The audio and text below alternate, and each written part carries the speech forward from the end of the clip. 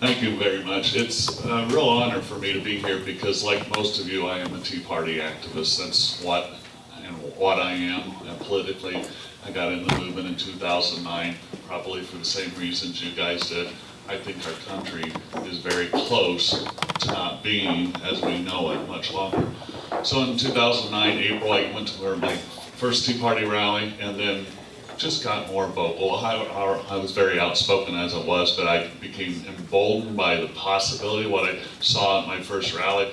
Went to Washington in September 2009, and met 1 million people that were friends that I didn't know I had until that day. And with that, I took it to the ground running and formed a Tea Party group, like most of you guys did.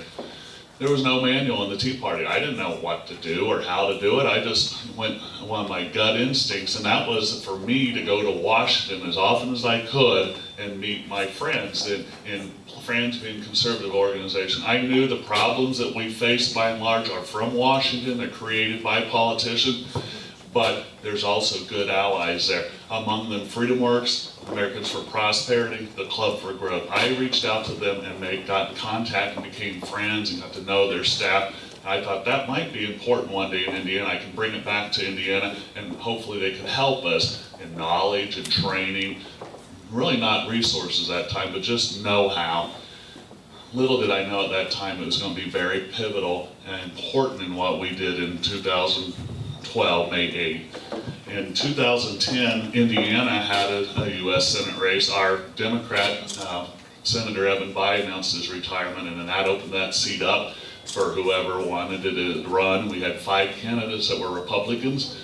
Our former Senator Dan Coates announced he was going to run again. The establishment was behind him, and we had 4 other people that challenged as well. So 5 candidates in that field.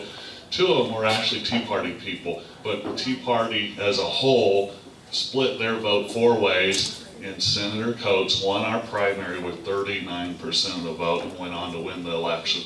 Now, we were called ineffective. The media said you guys are dead, you don't know what you're talking about. There's really no real movement in Indiana. And to some degree they were right. We were there, but we didn't know what we were doing. In June of that, 3 weeks after the primary, the Washington Post called me out of the blue. I'm not sure why, but they called me and they asked me, at that time then Senator Lugar had asked or announced he was going to vote for Elena Kagan for confirmation of the U.S. Supreme Court, having already voted the year before for Sotomayor. In August, they called a lady named Monica Boyer, a Tea Party activist in northern Indiana. When Lugar said he actually did carry through the vote, Fox News asked her, and she essentially said the same thing. He will be a target of the Tea Party. That's what I had said in June. Now, we were speaking for ourselves, but we knew the movement, and the sentiment was our senator had to go. So you fast forward to October of that year, 2010. Monica had heard about me. I had heard about her, but our paths hadn't crossed. So a few days before the general election, she called me and said, "Greg, what do you think about working together, taking out Senator Lugar?" I said, "Sure, but do you mean vote him out?" And when she assured me that's exactly what she meant, I said, "Sure, because that's going to be the sentiment of the Tea Party. Yes, we all want to remove Senator Lugar from power." Again, we lost a big race in May of 2010 because we didn't unite. So we were given a very rare opportunity to learn from our mistakes. And our mistake was we did not unite and work for one candidate. So the idea was, can we unite the Tea Party in Indiana? That was simple, right? 85 groups, yeah, we're all going to work together, get along. No, it had never been done in the country before. In fact, we didn't know there were 85 groups at the time. Tea Party was a little over a year old. So we did a quick demographic. I called people I knew. Everyone called who they knew. Quickly, we found out there was over 80 groups representing 25,000 Tea Party activists in Indiana. So the idea was, we learned from our mistake in 2010. We had one goal. This wasn't an all-encompassing thing that is totally contrary for the Tea Party. 1 or 2 people telling the whole Tea Party what to do. That was never going to work. So we had a singular goal, and that was to defeat Senator Lugar. We had to have broad representation too. If it was just me trying to run it, or just Monica, or just us too, it wouldn't work either, because that's a top-down structure. So we had a broad representation, and we balanced our Tea Party committee into 9 of our congressional districts. So we had 9 representatives throughout the state.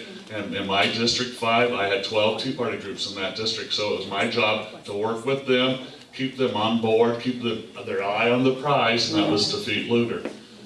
Well, that was in 2010, October. Fast forward, January 2011, Senator Lugar announced his re-election campaign, publicly stating it was the earliest he ever had to do that. Well, he was reacting to what we were about to do to him, and that was to defeat him. A month later, Richard Murdoch came along and he announced his candidacy, and he was the first that we thought would be many. I mean, it was going to be, everyone saw Lugar might be right for the taking, so the odds are there'd be more people involved. It actually didn't happen. I think there was a little providence there, but I also think our efforts, we didn't do anything to prevent people from getting in the race. I mean, I respect everyone's right to run for office if they're legally qualified. But what lesser candidates realized over the course of what we were doing is we were going to unite behind one. And if we had to go to caucus and narrow it down to one, we were prepared to do that. We pledged to do that. So we set up our leadership. Essentially, Monica and I were the ones that came up with the idea, just like any of you in your groups. Whoever came up with the idea to start a group was usually one of the leaders. It was that simple. But then we had to have that board or that committee, and those were the total 9 representatives. And when we asked this in front of the leaders of all the Tea Parties, we all also offered to step down ourselves if our people in our district wanted us to go. And none of them in the districts of the 4 original, they didn't ask us to step down. They, in fact, encouraged us to continue. We have administration support. Kristen Miner was one of many people that were behind the scenes that didn't get any credit, but really they did a lot of the hard work. They did stuff you'll never get credit for, but the administrative, organizing rallies, sign waves, and so forth. And then we just broke it down. Besides our regional reps, we eventually wound up with 92 county coordinators, one for every county in the state. We enlisted all the Tea Parties in the 912 groups. Other states, in fact, Darren, Reboot Congress, he was one of our best allies out of St. Louis. So, and he was just one of many, because if we were going to win this race, we'd have to do it with friends wherever we could find them, and they weren't going to be confined to Indiana. We had just citizens that would not necessarily call themselves Tea Party people, but they sympathized with us. Of those 25,000 Tea Party activists, we found that each one of them had a minimum of 10 people in their circle of influence. If we could harness that, we had a potential voting bloc of 250,000 people. In fact, Murdoch won our primary with 248,000 votes. So you tell me, maybe that was, it was extrapolated to be the same thing. Well, we were going after the GOP candidates. 6-term senator going for a 7th. Our governor supported him, the state GOP supported him, everyone supported him. Now our guy, Richard Murdoch, was Republican, but he wasn't on the top of the hierarchy. So we had pros and cons by going against the GOP. One of my favorite pros is we invoked the wrath of the GOP. That was kind of fun. One of the cons was we invoked the wrath of the GOP. They came after us. One of the best stories in the campaign, although it wasn't particularly fun at the time, 1 month after we met Senator Lugar in December of 2010, he came to us and wanted to meet us when he found out what we were doing. That right there was a red flag. He knew he was in trouble. We knew he was in trouble. 1 month later, a couple days before our unity meeting, a man worth $4 billion called me, flew in from Washington, and tried to bribe me not to do this. And when that happened, I thought, these guys are scared. I'm nobody. I mean, I'm just an ordinary citizen, and you don't get called by every day to meet with a billionaire. So I knew these guys were in trouble. We got independence by not working with them. We had no rules. That's one of my favorites. No rules. I can get along with that. I mean, that's my style. We didn't have to subscribe on any way of anyone telling us, this is how you run a campaign. We ran a campaign how we felt it ought to be, just common sense. We encompassed as large a voting bloc as we could, so it wasn't just Tea Party people, it was conservatives. Many cases, there were Democrats involved and helped us out. To now, no one would argue, well, they want him out because they want a new guy, their guy. It didn't matter at that time because we had to beat him to get our guy. And if we hadn't won the primary, we were done. We couldn't get our guy across the finish line in November. He wouldn't have been a candidate. We have no financial resources. I don't have to tell you the Tea Party by and large has no money. We were constantly opposed by everyone in the GOP, those hardcore followers that are going to vote GOP no matter what, and they're going to go vote for the guy, the establishment. And they didn't take us seriously at first, not publicly, but behind the scenes. Again, when the billionaire comes in, they're taking you serious. 1 month after that, the Japanese embassy from Washington, D.C. called us. They too flew to Indianapolis, asked us what we were doing. They didn't understand. Why would you take a conservative out? So he's not conservative, he's Republican. There's a difference. And they were worried about how that would upset their world because there's 200 plus Japanese manufacturing companies in Indiana, and they don't like change. So it wasn't a threat, but it was definitely, people were taking notice. Excellent. Okay, in January of 2011, 3 months after our idea, we got 160 leaders from around the state. These are leaders, not just members of those 80-some Tea Party. And we met in a church. We had a 3-hour meeting, pitched our idea, and after the end of 3 hours, they signed a unity pledge that yes, they would not only embrace what was what we were planning, but they would actively support and campaign for it. And that was the first step. If we hadn't achieved that, we were done.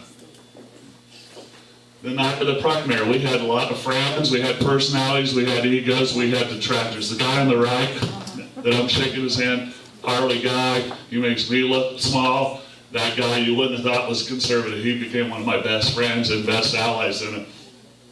The one on the right, or left, that's the rhinoceros, as you know, and we were going after a rhino. Interesting thing, those birds, you know what those are? They're called oxpeckers. I didn't know that. I Googled that and thought, because I always thought, why are those birds on that on any rhinoceros? There's a symbiotic relationship that exists between the bird and the beast. The bird keeps the beast parasite-free, ticks, lice, larvae. In return, the rhino tolerates them and is better because he's free of pests, parasite. Well, there are the human analogy or equivalency of that. And Luger, any rhino, has oxpeckers following him. After 36 years, he was a cottage industry all of himself. Lawyers, lobbyists, six-figure income staffers, everybody did not want us to beat him because their meal ticket was going to get punched. And I'm telling you, when you upset an oxpecker, they are angry and they'll come after you. I'm sorry, can you guys hear me? Okay.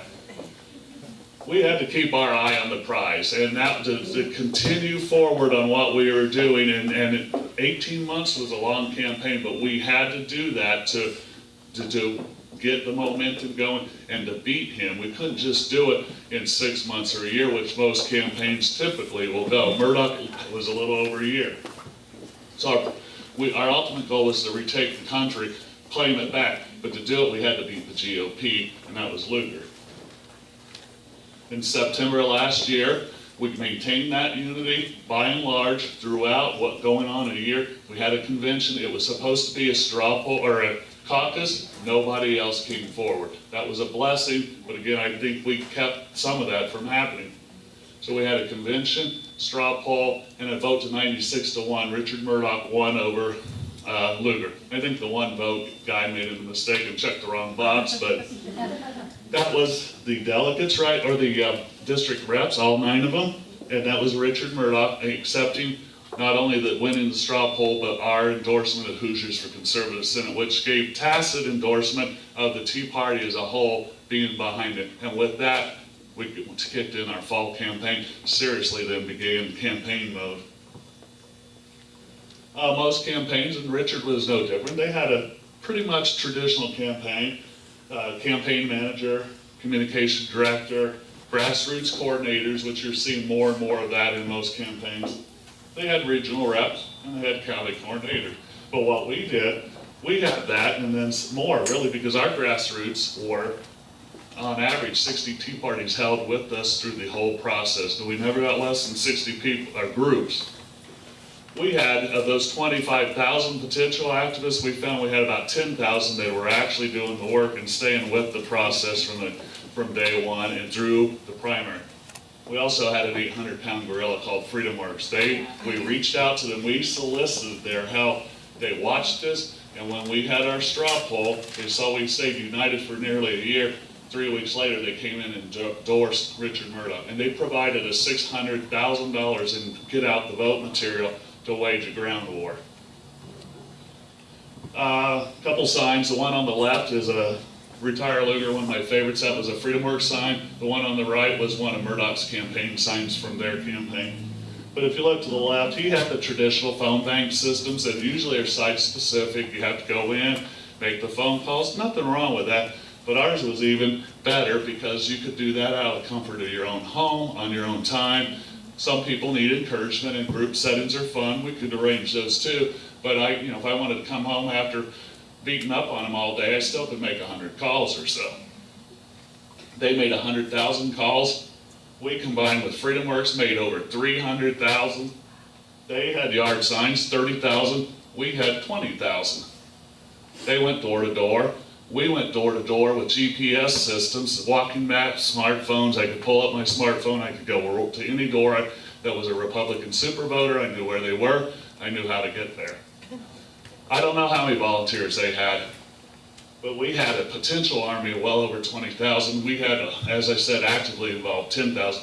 Nobody can put those numbers, Democrat or Republican, combined in a race in Indiana. Our strategy was we had to have weekly calls, strategy calls with the leadership, constant interaction with the Tea Party. Early on, we had some groups that didn't join in, but meeting with them, talking to them, eventually we brought them in because they understood what we were really trying to do. It wasn't for fame or fortune, because you're not getting it. I'd say we got notoriety, and we almost went broke in the process because we were spending our own money to do this. We had to nationalize the race, and we did that by reaching out early to the media. And some of my best media contacts were ones you probably don't like as Tea Party people: the Washington Post, the New York Times, CNN, among others, but they reported accurately. We developed relationships with them, and those reporters are human beings. They may be liberal, but if you get to know them, they generally treat you fair. So that was effective use of the media. And then we had alliances wherever we could. I reached out to Club for Growth early, and they said, we'll think about it. They got in February, 15 months after we started, but they put in $1.7 million in the race, and that helped. Detractors. If I said not one Tea Party, nobody conservative attacked us, I wouldn't be doing you a service. We had 3 groups in Indiana, and they became known as the Toxic Trio. They were Tea Party people, and they were not content in just saying, no, I don't want to do this. And we offered them a seat, one of them a representative seat, to be a part of it. They not only said no, they were as vicious as Lugar's people. They did everything they could do to undermine us, and although they supported Murdoch, I'll let you come to your own conclusions why they might have done that, but they waged smear campaigns in the media, false allegations. 2 of those 3 parties, Tea Party groups, are now no longer in existence, so most people saw them for what they were. You have to call people out. Now, if they just said thanks, no thanks, good luck, I'm okay with that. You can't be everything to everybody. However, when it's the same guy they're supporting, they were hurting our efforts, because we brought in eventually, as I said, $600,000 to Richard Murdoch through our efforts. It brought Freedom Works. That's not counting anyone else that came in, because we softened the target. Freedom Works is poised to spend $1 million in the race this fall. So if they had blown up what we were trying to do, Richard wouldn't have won. So it's that simple.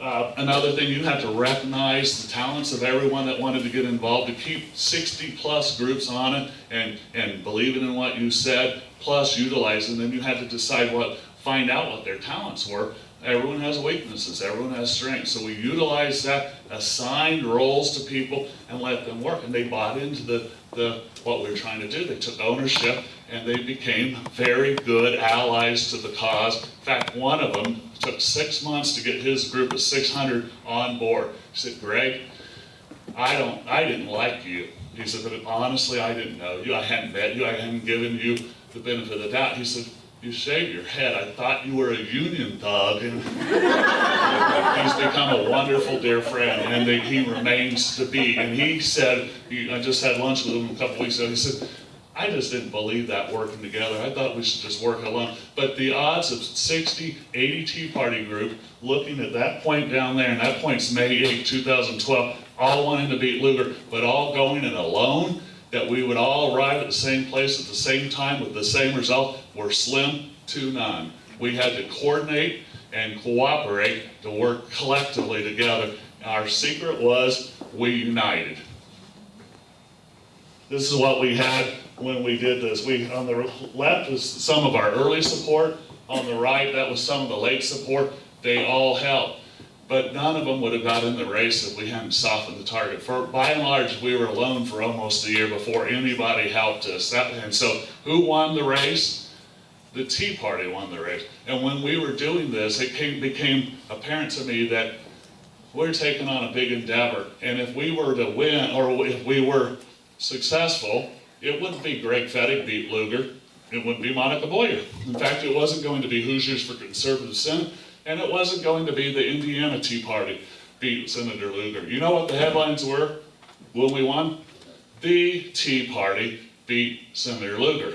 That's you guys, that's all of us. So we had a sense of a tremendous burden on us, because if we lost, it would also been the Tea Party once again is ineffective. But the simple fact of it, and when we won, this guy on the right is the member or the leader of the Australian Tea Party. His birthday's May 8th. He said, Greg, all I want for my birthday is a Lugar defeat. So I got a cartoon sent to me with he and I in it. So you know you're doing something right if you get to be a cartoon.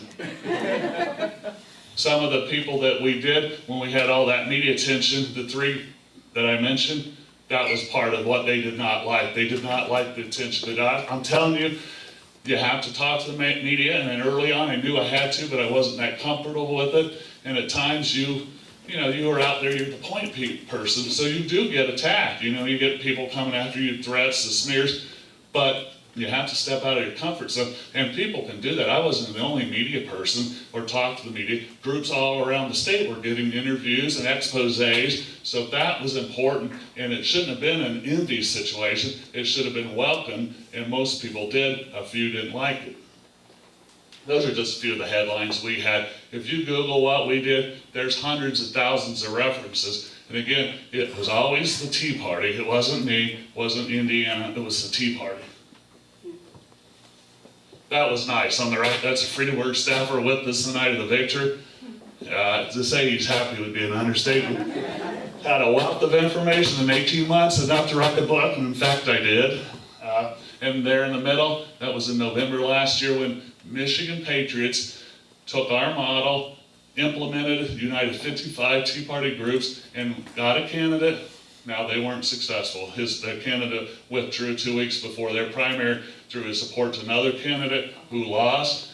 But I told them, you didn't lose. You succeeded because you put a structure in place that can be, if you don't let it fall apart, it'll live on to another day, another race.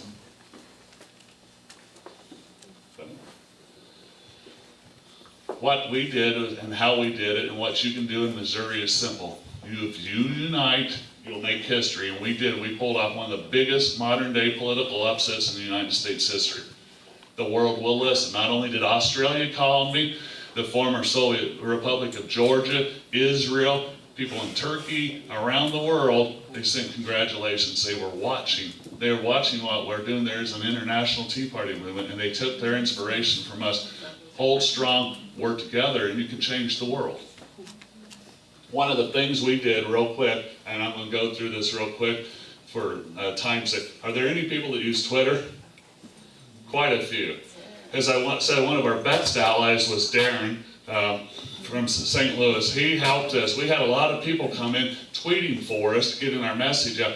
But the key to Twitter and why we use it is it's a social media that doesn't cost you anything, and you can get your message out, and you can actually wage a war with the opponent, and it's controlling the narrative. This is Kristen's account.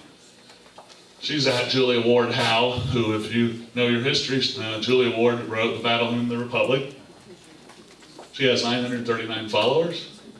or I'm sorry, following. She has 347 people following her, and she's only been on it actively for what, a month? About a month.